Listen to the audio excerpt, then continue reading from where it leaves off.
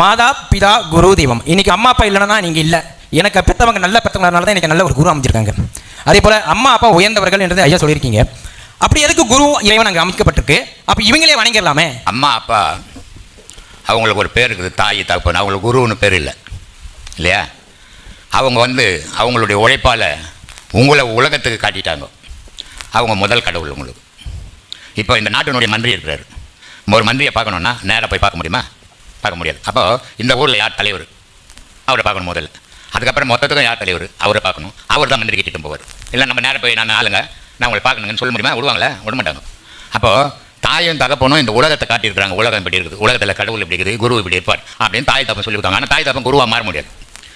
அப்போ அவங்க முதல் படி. அதுக்கடுத்தது உயர்ந்தவர் குரு. குரு சொல்கிறாரு கடவுள் இப்போ தாய் தகப்பன் உலகத்தை காட்டினாங்க, தாய் தகப்பன் குருவை காட்டினாங்க. குரு கடவுளை காட்டுறாரு. கடவுள் எப்படி இருப்பார், கடவுள் எப்படி செய்வார், கடவுளால் தான் நம்மளாம் உலகம் வாழுது, கடவுளால் தான் இயற்கைப்படி. மனுஷனால் ஒரே ஒரு புடி மண்ணை செய்திட முடியுமா? எவ்வளோ விஞ்ஞானம் வளர்ந்து போச்சு, உலகம் உள்ள விஞ்ஞானங்கிறது. ஆனால் ஒரு புடி மண்ணை செய்ய முடியுமா? எந்த விஞ்ஞானமாவது செய்ய முடியாது. எந்த விஞ்ஞானமாவது ஒரு நெல் விதையை செய்ய முடியுமா?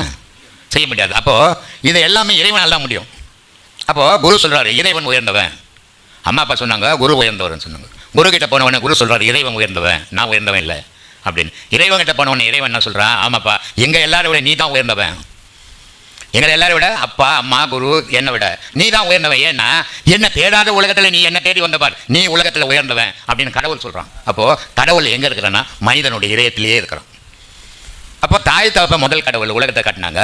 குரு கடவுளை பற்றி சொன்னார். கடவுள் உன்னையே கடவுளாகினார். இதுதான் ஒரு உலக சுயற்சி. இறைவன் எவ்வளோ அற்புதமானவன். அந்த அற்புதமானவன் இந்த உலகத்தை படைச்சு உலகமும் அற்புதமாக இருக்கணும் அப்படின்னு படைத்தான். ஆனால் மனுஷனுடைய நிலை என்ன போச்சு? ஒருத்தரை பார்த்து ஆசையில் இவனுடைய நிலையை மறந்து இவன் இழிவான நிலைக்கு போயிட்டான்.